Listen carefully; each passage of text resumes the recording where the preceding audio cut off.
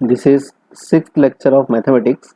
In this lecture, we are going to study about elementary operations method or Gauss-Jordan methods to find inverse of matrix. The rules to find out the inverse of matrix by elementary operation method.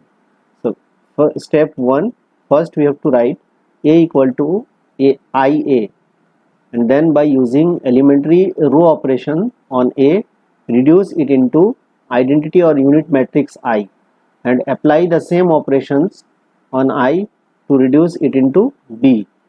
From step 2, we will get I equal to AB, then A inverse equal to B is the inverse matrix. Please note down that if on applying one or more elementary row operations on A, we obtain all zeros in one or more rows, then we can say that for the given matrix A inverse is not existing. Say questions. Find the inverse of each of the matrices if it exists. Say this is the given matrix. So for this given matrix, first we need to write A equal to IA.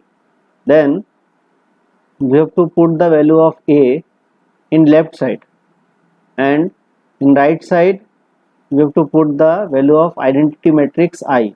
Now our target is to make the left hand side of matrix into identity matrix. That means the element of left hand side matrix should be in column 1 0 and 0 1. So as we can see here, for the given matrix it is already in the first element of first column is already 1.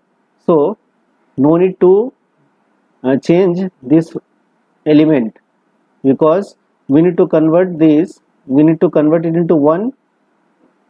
That's why, so in the first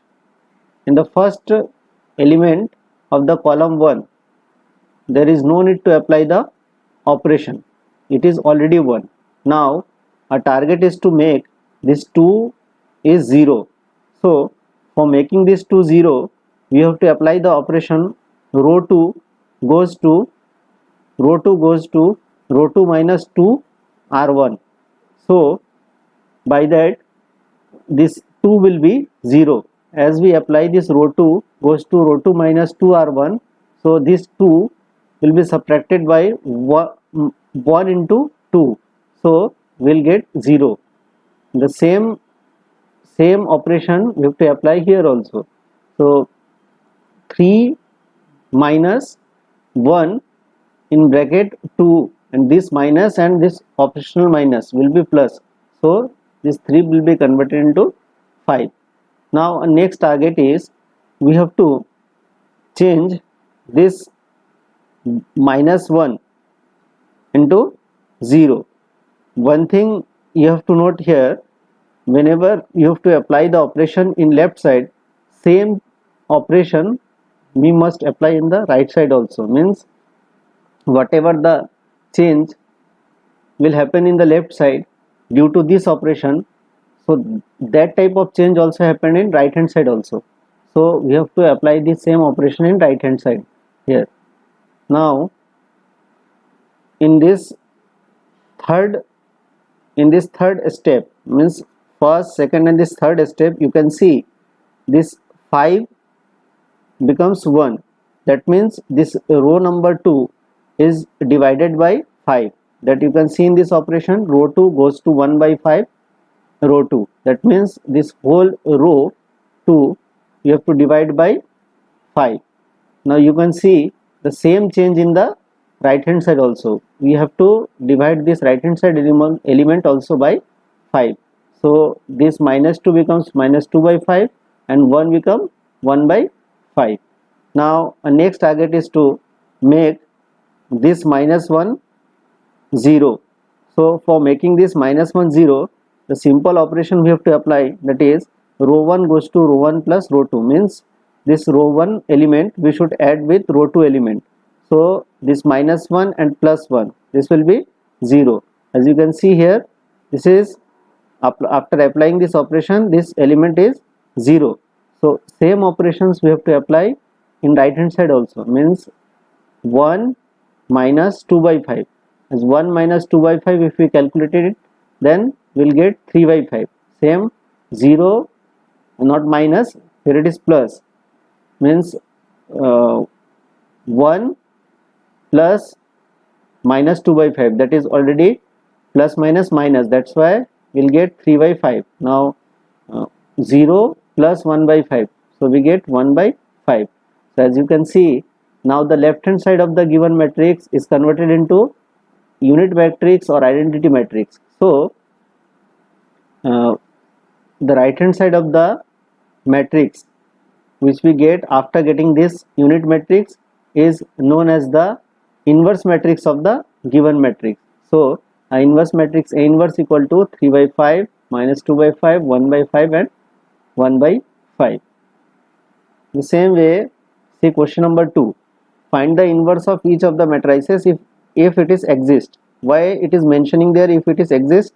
Because after applying the operation, if any one particular row or column is 0, then that particular matrix is not having inverse. That's why it is written here if it is exist.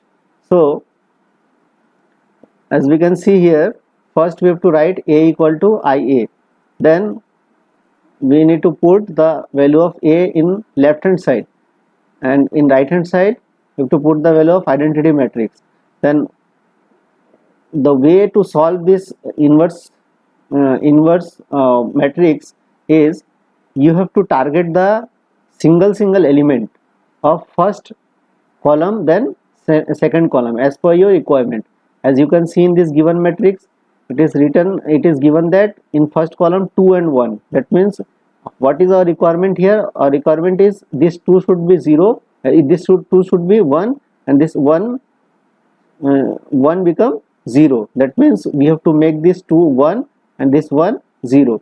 So for making this 2 1, simply we can apply the row 1 operation. Row 1 goes to row 1 minus row 2, as you can see here. Then by that we get 1 0, and same operation we have to apply in the right hand side. In this way, by applying operation, we have to make right hand side matrix becomes identity or unit matrix.